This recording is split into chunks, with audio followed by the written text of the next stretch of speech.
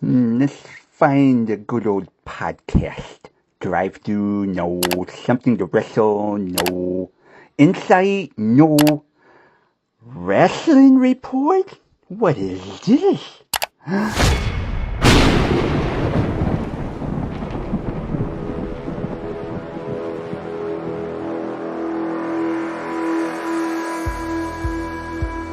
Hello, I would like to take you on a journey into the world of professional wrestling. This is the Rasslin Report.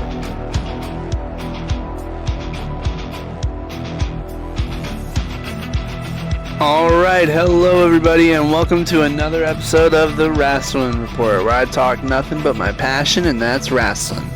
We are officially on our way to Night of Champions, and the King and the Queen of the Ring tournaments have officially kicked off. And honestly, man, based off of what we've seen so far, I'm pretty excited for what the tournament will continue to offer. And I pretty much seem to have a good idea for who I think will end up being King of the Ring. Queen of the Ring, I'm not so sure. But the emphasis of Raw and SmackDown this week was to ultimately start setting up our King and Queen of the Ring tournaments, because that's essentially when the King and Queen of the Ring are decided, is Night of Champions now. So that nowadays gives a guy and a girl championship opportunity at SummerSlam against, I suppose, whoever they want, or I think it's the champion of their brand. Either Raw or SmackDown. I'm not exactly sure. But overall, I think I like the tournament style. I like having tournaments in wrestling. Wrestling is always fun when there's tournaments going on. The Owen and AEW is a great example of that. It's just always a good time, and it gives a good showcase of everybody. But before I get everything kicked off, I have something to announce. I already announced it on my MLW Fusion review, but I wanted to go ahead and reaffirm that yes, indeed, there will be a new series coming on this channel called the Bonus Tapes. And the first tape we are going to launch is going to be coming soon. Yes, I will be interviewing my first professional wrestler. I am super excited about that. You have no idea. So be sure to keep your eyes peeled for that. So I'm super excited for all of it to come. And I'd like to thank everybody for giving me the motivation and the support all the way through. So we're going to keep this thing growing, baby. So let's start with Monday Night Raw. We're going to go ahead and kick off with what I think is the most important part of Monday Night Raw, and it is the fact that Jacob Fatu has officially acknowledged Roman Reigns as his tribal chief. They all came out together. I was thinking maybe Jacob would have had a trick up his sleeve or something to get a trilogy going, but no. He adhered to the rules of tribal combat. He understands that he lost, and he acknowledges his family, his cousin, and they embrace, and everybody points their ones up to the sky, as there seems to be a new bloodline formed all over again. The same one like a few years ago, except now we've got the Samoan werewolf Jacob Fatu involved. That's what's going to make, I believe, this bloodline story different from Roman's first bloodline story. Because the first bloodline story, we see him as this tyrant, this abuser, this manipulator, this narcissist. And in this version, it's a different Roman Reigns. It's a confident Roman Reigns. He's not belittling his family anymore. He's helping them up. He's lifting them up. And he's helping. He's in a better mindset. He's a babyface. There's two different Romans that are being portrayed here as the tribal chief of a bloodline. And so that's what makes me really intrigued about this whole stuff going forward, because Jacob Fatu is going to be torn between, what he has just signed up for and being a part of the bloodline, or, going back with Solo, the guy who brought him into the WWE when Roman didn't, or when the Usos didn't. So that's going to be a very interesting tug of war with Jacob Fatu. And I'm going to be very curious to see, because I think they're trying to build up Jacob Fatu amidst all of this. And before, you would say with the first Bloodline story, it should have been the build up Jay. And in a way, it did build up Jay. It made Jay who he is today. So I imagine this is going to do nothing but help Jacob Fatu in every way going forward. So I'm not against this at all. I'm not against the direction going forward. I don't know who Roman's next challenger is going to be. That's going to be interesting to find out in the coming weeks. But Jacob Fatu has officially acknowledged Roman Reigns as his tribal chief. And we do have ourselves a brand new bloodline going on Monday nights going forward. And I mentioned King of the Ring and Queen of the Ring earlier because we announced some semi-finalists tonight. We had some quarterfinal matchups. So it was a fatal four-way match between Solo Sikoa, Penta, Carmelo Hayes, and Oba. That's right, Oba Femi. He lost to Brock Lesnar at Clash in Italy, and there was a ton of questions as to what was going to happen with him. Was he going to ever recover? And of course he does. He's Oba Femi. And so what really stood out to me, and my favorite part of this whole week, this entire week, not even just this episode, but this entire week, these three guys have already made their entrances, and Oba comes out, and he's pissed. And so all three guys think it's a good idea to start ganging up on him, 3-on-1. And so Oba just starts laying guys out one by one by one. And when he's done with that, he finishes his entrance. I mean, the guy just breathes aura. He screams it. Aura and him are just a symbiotic relationship. It is absolutely incredible just how great he is. And so anyway, this Fatal 4-Way, once that was all over, it was phenomenal. And so Oba Femi gets the win. Oba Femi says to Brock Lesnar, we are 1 versus 1. Each one of us has gotten a win, so I will see you down the line. They have essentially confirmed Brock and Oba 3 without confirming it. Brock's been gone, so we don't know when Brock's going to show up again. My opinion is that Oba Femi is going to lose the King of the Ring final to whoever it is because of Brock Lesnar. The easy bet is to think that he's going to be the King of the Ring because it's like, oh, why not? He would clear everybody. We've seen him work. He'll destroy everybody. But I think WWE is going to pull a classic bait and switch. And when Night of Champions comes around in that Saudi Arabian desert, we are going to have Brock Lesnar return, and he is going to lay out Oba Femi, and that'll help us set up SummerSlam for the third match. That's my opinion on the matter. But Oba gets the win here and advances to the semifinals. I'll talk about who he ends up facing in the semifinals next week, I think. So, very good stuff. Glad to see Oba Femi still is being booked like he should. The guy is your future and you know it. On the women's side of things, we had Io Sky advance to the semifinals in the Queen of the Ring. She is a semifinalist after defeating Roxanne Perez, Julia, and Lash Legend. The only other option you would have really had here was Lash because Julia needs time and, it's obvious that she's got other plans and I'll get into that later with the other side of this. But overall, I think Io Sky could end up going all the way if you want my opinion on it, just based on the graphics and based off of, who we've got left. There's very few, other than maybe Charlotte and possibly Becky. I don't really know. But when it comes to Io Sky, I would love to see that. I would love to see her get Queen of the Ring and face Rhea at SummerSlam. Rio could reunite at SummerSlam. I don't know. Just a thought. But I'm glad Io's advanced. And, she just brings great stuff. We all know she does. And then we get to the main event which is Seth Rollins and Braun Breaker. What makes this match interesting, not only because it was the payoff between these two, potentially for at least a little bit, I don't know. I can't imagine this is done for sure, but it could end at a pay-per-view in the future. But what makes this intriguing was that at near the end of this thing, Braun Breaker accidentally spears Paul Heyman through a barricade. So the next few Raws are going to be very interesting, exploring the Braun Breaker and Paul Heyman relationship following that. But Seth Rollins picks up a big win in front of the Italian crowd. And overall, great main event.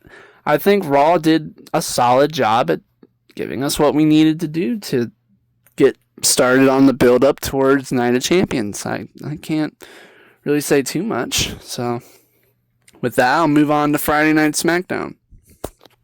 And I will go ahead and talk about the King and the Queen of the Ring that occurred on SmackDown.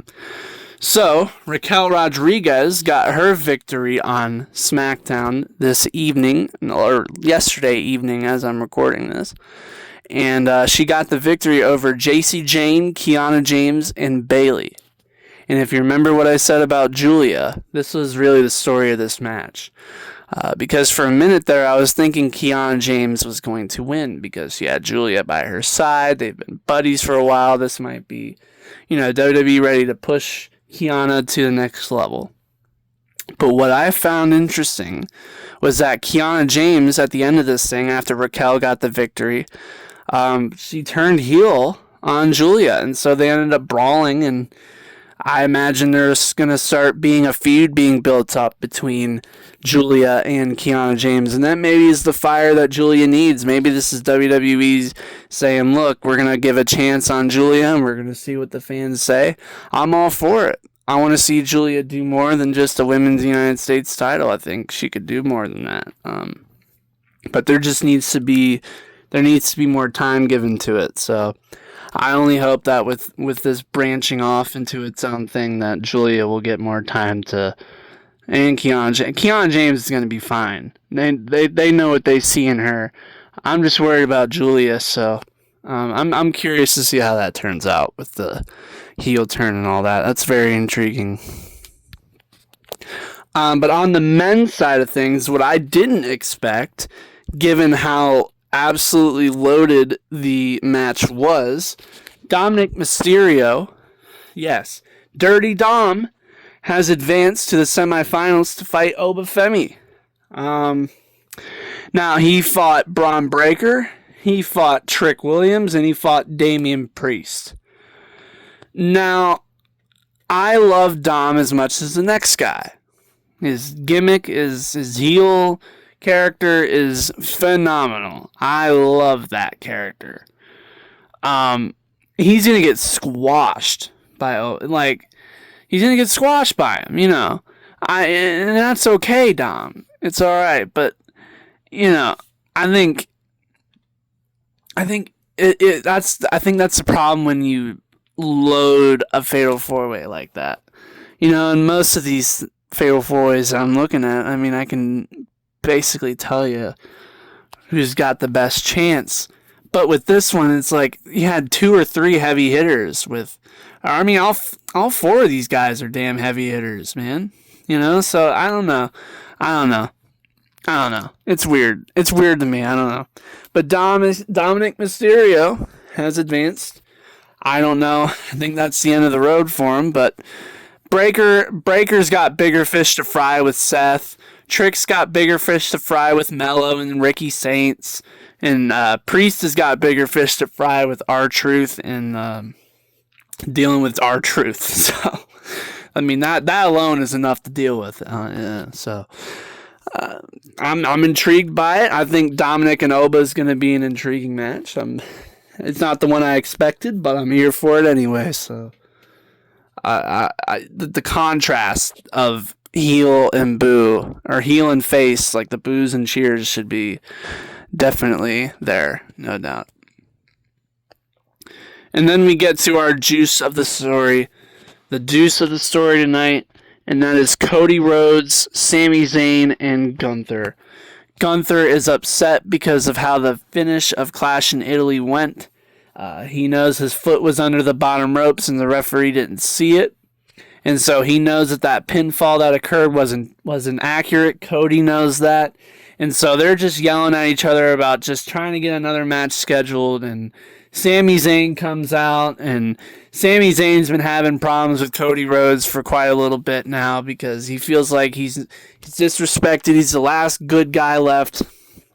I'm just saying this now. I'm really starting to love Sami's character, especially when he's like talking to Johnny Gargano, who has not spoken a word, mind you, in months. I haven't talking about him because there's literally been fuck all to say. The guy doesn't do anything. He lays down and he says nothing. You know, like, what's he's gonna be on the next wave of budget cuts, and I already know it. It's terrible, man. It's terrible. I haven't brought it up in a while because it makes me sad sometimes, but it's just, you know, at least let the man talk. You know, I don't know. But anyway, between him talking to Johnny Gargano and having issues with Cody Rhodes, Sami Zayn has been firing off on all cylinders when it comes to his attitude about how things are going on. He keeps talking about how the real ride or dies aren't going to let him down, and the real ride or dies are here for him. And, you know, I'm a ride or die, but Sammy's starting to get a little whiny. You know, I think a lot of fans are saying that, but, you know, I think Sammy's just got to make a ballsy move one day and just stop talking about it and do it. You got to give Cody a low blow. You got to give him a kick in the nuts like everyone else has done before you, and you got to lay it into him. That's all you got to do, man. You cannot keep talking about it anymore because Cody's not listening to it. He's all WWE champion, face of the company mode. You have to try and knock him off that pedestal. You have to do it yourself, Sammy. So go do it. I just gave him a motivational quote. He'll never see this, but I get, just turn heel and make it count, Sammy. That's all I ask when you do so. But Cody and Gunther are going to be probably getting another match down the line. If not at Night of Champions, then Money in the Bank, I guess, after that. Because I guess Money in the Bank's the pay-per-view in July, and then Night of Champions is the pay-per-view in June. So this will be interesting stuff. Sami Zayn, I am very intrigued by every week. So I think a big move might happen at a pay-per-view. A big, like, heel turn move. But I don't know. I think Sammy's cooking something up in his brain for a right moment, for a opportune moment. So we'll see. We'll figure that out, man. I'm very excited about it. But overall, brackets have been set. Semifinals have been set. Or at least some of them. The rest of them will be set in the coming weeks. And I'm excited to see how the rest of this tournament plays out, man. And I'm excited to see the build-up to Night of Champions continue. I don't know what will end up happening, but that's the beauty of professional wrestling. You gotta tune in every week to find out. But I know you won't have to wait too long to hear this next segment, ladies and gentlemen, because, boy, this is an interesting one. It is time for New Break! Ooh, it's the Wrestling Report. News break time, yeah! Alright, where do I start today? Let's start with our All Elite angle, baby. A lot of things have happened over at the AEW sphere, some good, some bad. I'll go ahead and kick off with the good news, because I like to start with the good news first. The good news is a CEO has returned. A certain CEO. That is right. Mercedes Moné returned to AEW. This was after going on that crazy, like, 13 to 15 title escapade that she went on, and then she one by one lost them all, and then stepped away, and now she's back. Seemingly better than ever, and so, in that time, I kind of missed her. I can't even lie. I kind of missed the CEO, and I'm excited to see her back. I don't know what they're going to ever do, but I'm sure it'll be something major. So I'll be keeping my eyes peeled out for that. Much respect to Mercedes. All the love in the world. Glad to see you back in some wrestling boots and some gear. I don't know. And this was also really heartbreaking. I feel like every week I hear something terrible about the fucking Vision. But Bronson Reed has been involved in some sort of car accident.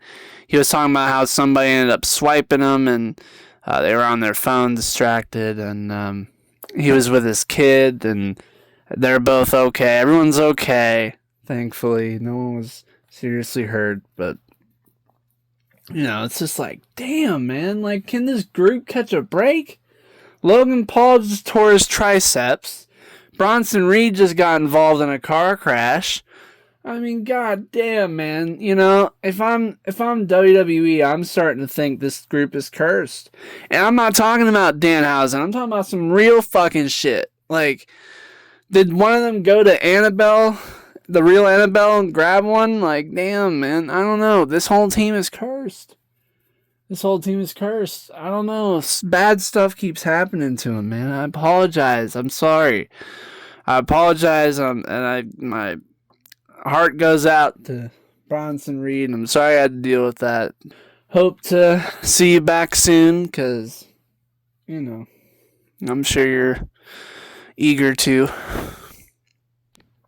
Speaking of a return to the WWE, there have been, I guess not rumors, but from Caitlyn herself, former WWE superstar Caitlyn, that she wants to return to the company, or that she's open to return to the company.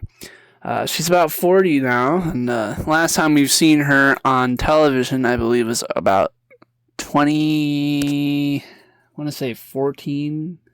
around 2014 or 15. So it's been about a decade, right? So this is, in the midst of, like, seeing Brie Bella come back, in the midst of seeing Paige come back, in the midst of seeing AJ Lee, like, that whole generation of women are one by one starting to come back, and Caitlyn's looking at this shit and saying, I can still go. People still remember me. I remember Caitlyn. I can never forget Caitlyn. Her feuds were classic back in the day with AJ Lee. That's what we had for women's wrestling back then, so Caitlyn was pretty important, man. So I wouldn't mind seeing Caitlyn come back. I don't think we've seen Caitlyn in so long. So I'm all for it. That women's division needs every sort of realm of experience. It can offer so many different things at once, So I'm all for Caitlyn being involved in there. So, very good stuff. I hope to see it happen. The bad news coming out of the All Elite angle this week is that MJF, the AEW World Champion, has apparently hyperextended his knee. He had an upcoming appearance that was booked, but it is now canceled, and his recovery timeline is unknown at this time. And if it is real, because I can't really 100% confirm anything, but if that is true, man, it really sucks, because he just got the world title. He was just about to go on a great run, I imagine. And, it's not gonna, I don't know if it's something that would take him out for a long time, but I'm not sure. I'm not sure how that works. I'm not a medical professional, but man, my thoughts go to MJF, man. Speedy recovery, whichever it is, however it is, if it is. And we hope to see you as soon as possible, And I believe this, in my mind, to be the craziest fucking story of this entire week. Tony Atlas. Yes, you heard me right. Tony Atlas, the man back in the 70s, has won the ISPW Tri-State Championship at the age of 72 years old. This man, I don't care. I've seen it all now. And I thought Ric Flair having his last match a few years ago was like crazy to look at. He's in phenomenal shape. And he's won a damn championship at 72 years old. The man has paid his dues in this business. I didn't even know he was still wrestling. If you would have told me Tony Atlas were still wrestling over any other guy who's of his era, that's still alive, mind you, the guy is a living legend, brother. The guy is a living legend of the business. And he just won he won a wrestler. Like, it doesn't even matter what championship it is. He is still wrestling at that age, man. It is phenomenal. Congratulations to Tony Atlas. You deserve that. All the respect in the world goes to you, buddy. You have earned it all. That is, what a story. And I thought Blue Panther was crazy. Oh my gosh. These guys are... Soon enough, there will be an 80-year-old damn wrestler in there. Like, holy moly. But with that being said, ladies and gentlemen, I'll go ahead and end this episode off here. I'd like to thank you all very much for watching, and stay tuned, because the next episode that'll ever come out on this channel will be bonus tapes, baby. Woo!